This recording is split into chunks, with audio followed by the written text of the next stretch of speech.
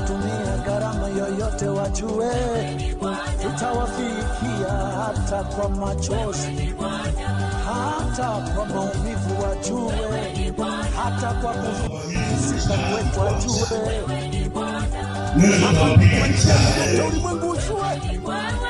ulimwengu ujue fulani ya na amani nipokea moja, fulani tunda la Roho umetoka furaha, lazima utaingiza maneno yako, utaingiza maneno yako.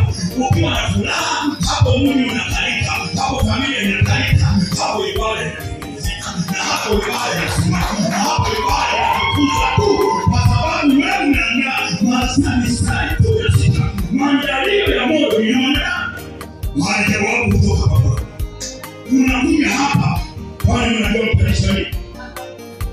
Leo mlijua nitasimama mimi.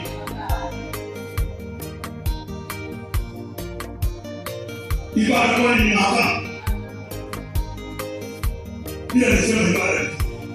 Ukikaa vibaya shetani anakupiga. Ukikaa vizuri utapiga.